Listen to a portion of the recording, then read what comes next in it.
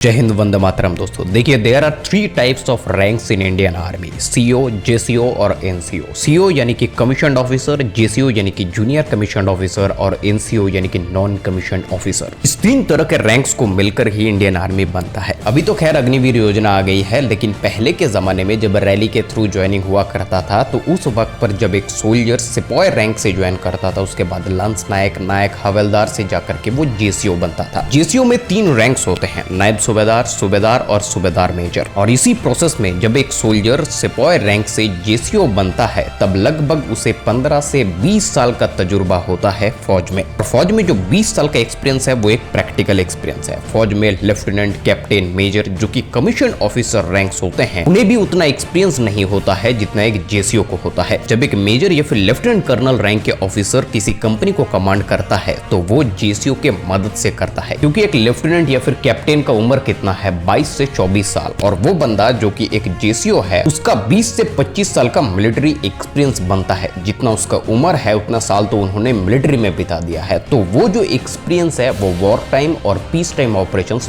दोनों में काम आते हैं। वो जेसीओ ऑफिसर किसी भी रेजिमेंट या फिर कोर से क्यों ना हो, उस रेजिमेंट का जो काम है, जो तरकीब है, वो उसको पता चल चुका है। 20 साल से वो काम करते हुए आ रहे हैं फौज के साथ में। आप किसी भी ऑफिसर की हिस्ट्री या फिर बैकग्राउंड उठा करके देख लीजिए, या फिर किसी भी ऑफिसर से पर्सनली पूछ करके देखिए, चाहे वो ब्रिगेडियर हो, कर्नल हो या फिर मेजर जनरल ही क्यों ना हो, उसको बनाया किसने? उसको बनाया है यूनिट के हवलदार और जेसीओज ने। और एक यूनिट में जवान और ऑफिसर के बीच की कड़ी है जेसीओज। इसीलिए आर्मी में जेसीओज का इंपॉर्टेंस भी बहुत ज्यादा है, क्योंकि ट्रेनिंग से लेकर के प्रैक्टिकल फील्ड ऑपरेशंस तक जेसीओज ही इंडियन आर्मी के सोल्जर्स और न्यू कमर्स ऑफिसर्स को ट्रेन करते हैं, हेल्प करते हैं अपने काम को आगे निभाने में। आप किसी भी लेफ्टिनेंट, कैप्टन या फिर मेजर से पूछ करके देखिए, जब कभी भी कोई बड़ा डिसीजन लेने का मौका आता है तब वो जेसीओ से कंसल्ट करके ही डिसीजंस लेते हैं। भले ही JCO rank commission officer rank से जूनियर हो, लेकिन एक्सपीरियंस में वो बहुत सीनियर है। मैं कर्नल रैंक या फिर उसके ऊपर के रैंक के ऑफिसर्स की एक्सपीरियंस जेसीओ से कंपेयर नहीं कर रहा, क्योंकि वो एक एक्सपीरियंस्ड ऑलरेडी बन जाते हैं, उनका एक तजुर्बा बन जाता है फौज में कैसे काम करना है, फौज को कैसे लीड करना है। किसी भी वॉर टाइम या फिर पीस टाइम ऑपरेशंस में